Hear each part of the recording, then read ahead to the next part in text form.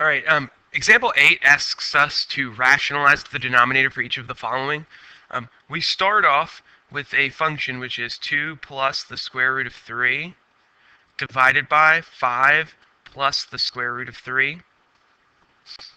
Now, I want you to take a step back and see that in the last example, we just had single terms on top and bottom. That's just multiplication. It makes it very easy. We've now integrated some addition into here. That makes things inherently more complex to deal with, right? We can't just multiply by the square root of 5. Remember, the goal is for no square roots.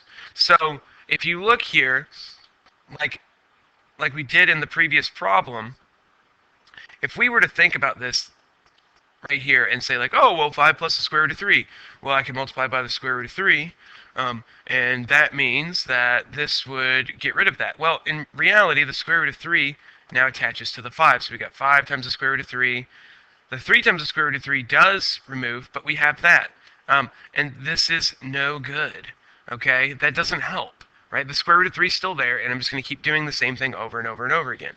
So what I have to employ is a special form of an equation that removes square roots and also removes any combination within. So you've probably seen this formula before. It's called the difference of squares. This is the tool that we're going to use to remove our middle terms and take care of our square roots. So anytime you have two binomials that are identical except for opposite signs, so here we're subtracting, here we're adding, but the same terms, what happens is you end up overall squaring the first term, and then you subtract away the square of the second. This is ideal for us because the square root could be in either spot or both spots. And guess what? We'll still get rid of them, and we won't have any extra terms. We won't have any square roots left over. So this is the tool that we're going to use. So remember, it's an expression, so I have to multiply by 1. So I just need to pick the form of 1. Well, I'm concerned with my denominator, so what I need to do now is I'm going to multiply by 5 minus the square root of 3. Okay? On top and bottom. Now this is going to take care of some things for me. Okay? So you notice this form here. I've got a plus b times a minus b. And once you see this, you can skip ahead. You can make the box if you want. The box would be great for this. However, you can skip it because this is a specific form. This is the only time that this ever works where you get just two terms out. You just square the first, so 5 squared, and you just subtract away the square of the second, which is the square root of 3, squared, which is 3. So overall, the entire denominator is going to go to 22. So, but what doesn't happen is we have the top. So we've got 2 plus the square root of 3 times 5 minus the square root of 3 and divided by 22, right? I just showed you how we got that. Or you could, if you want to write it out, 25 minus 3. Now the top is going to be a box type situation where you're going to have to multiply it out. So you got 2 times 5, which is 10. You have the outside, which is going to be minus 2 times the square root of 3, which is this.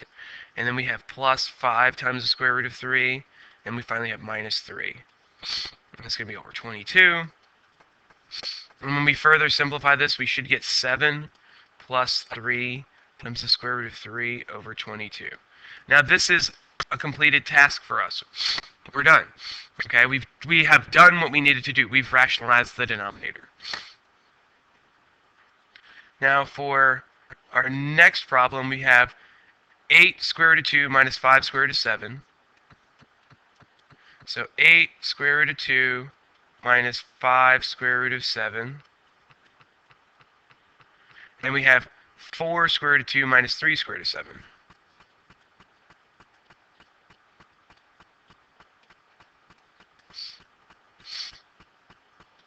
Okay, a lot of people are going to be like, oh, well, look, I can cancel these right here, and, then I can subtract. No, you cannot do that. Okay? The reason why is that you can't cancel items like this through division. You're adding and subtracting them away. They're not multiplying it. You're not allowed to do that. Um, Only when you have clear multiplication throughout. If these signs in the middle were multipliers, then you could do that. But you can't do that in this case because they're being added and subtracted. That makes things more complicated. What I need to do here is I need to, again, rationalize the denominator. So I need to turn the denominator into a number that has no square roots. So this type of situation where I'm adding and subtracting, I'm going to need to use that special form, that difference of squares formula to help me. So I'm going to multiply it by 4 times the square root of 2. This is a minus, so this becomes a plus. 3 times the square root of 7.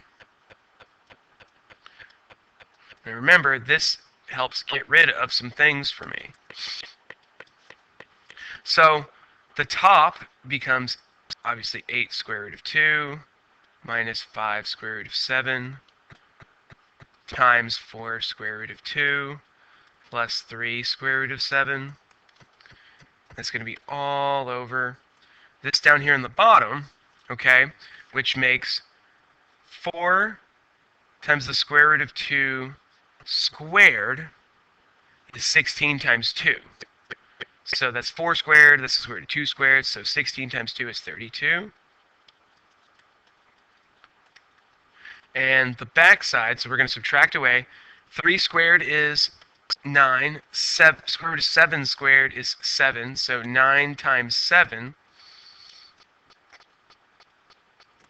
makes 63. Okay, so let's do some math here. So we start off on the top, and you can make a box for this as well.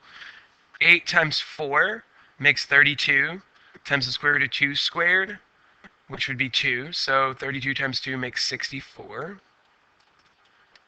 The outsides, 3 times 8 makes 24. Square root of 2 times the square root of 7 makes the square root of 14. So I get plus 24 times the square root of 14. My inside here, negative 5 times 4 makes negative 20. And we have the square root of 14 still left. In our last terms, we have negative 5 times 3 is negative 15. And then we'll multiply it by that 7, which makes a negative 105. And again, we have that over 32 minus 63 makes negative 31. And so when we finally simplify this at the end, we're going to end up 64 minus 105 is going to make negative 41. And then we have a positive 4 square root of 14 over negative 31. Now, you can write this in a different way if you don't like negative denominators are okay. In all honesty, it's fine. Most of the time they'll rewrite this in a positive way. All you need to do is to change the sign of each individual term. So like this is a term, this is a term, this is a term. You have to flip all of these signs. It's like multiplying the whole thing by negative 1. That's the same thing as saying this is 41 minus 4 square root of 14 over 31. It's like multiplying the top and bottom by negative 1, which negative 1 over negative 1 is